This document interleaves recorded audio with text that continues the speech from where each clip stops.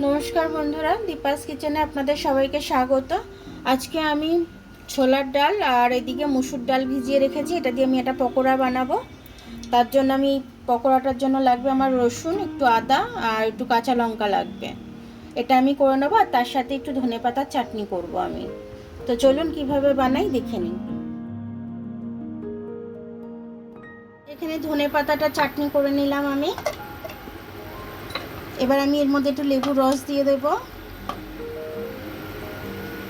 চাটনিটার মধ্যে আমি রসুন আর লঙ্কা দিয়েছি, আর কিছু দিইনি। আর এই লেবুর রসটা দিচ্ছি, নুন দেব।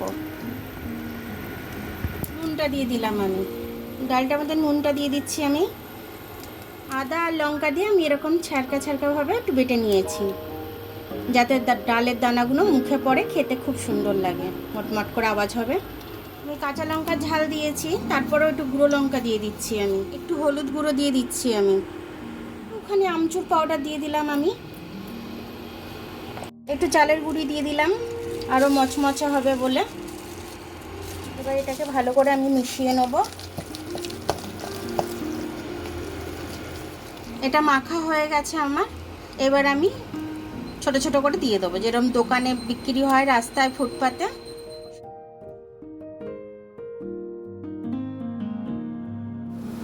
রাস্তায় যে দোকানে ভাজে ভ্যানে করে নিয়ে, ঠিক সেরকম খেতে হবে এটা। ওরকমভাবেই আমি বানাচ্ছি এটাকে, তার সাথে ধনেপাতার চাটনি।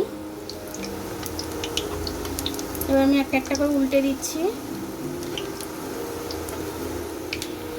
লাল মচমচে হওয়া অবধি আমি ভেজে নেবো এটাকে খুব সুন্দর করে। কিছু আমার হয়ে গেল, আমি তুলে নিচ্ছি। ঠান্ডা হলে খুব মুচমুচে হবে।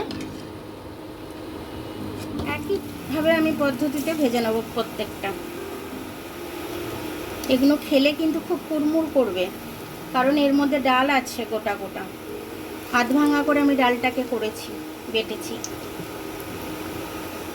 দেখুন ডাল পকোড়াগুলো আমার হয়ে গেল খুব সুন্দরভাবে।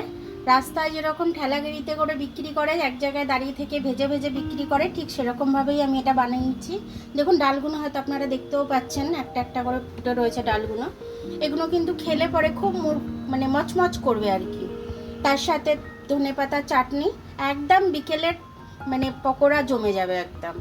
তার মধ্যে বর্ষাকাল, বর্ষা পড়ছে, বৃষ্টি হচ্ছে, দারুণভাবে জমে যাবে। আর চায়ের সাথে তো বসলে তো কোনো কথাই না। আমার ভিডিওটা দেখার জন্য অনেক অনেক ধন্যবাদ। আমার ভিডিওটা যদি আপনাদের পছন্দ হয় তাহলে লাইক, সাবস্ক্রাইব, বেল আইকনটা একটু টিপে দেবেন। আর যদি ফেসবুক থেকে দেখেন তাহলে লাইক আর ফলোটা একটু করে দেবেন। আবার কাল দেখা হবে নতুন রেসিপির সাথে। ততক্ষণে আপনারা ভালো থাকবেন, আমি আসছি।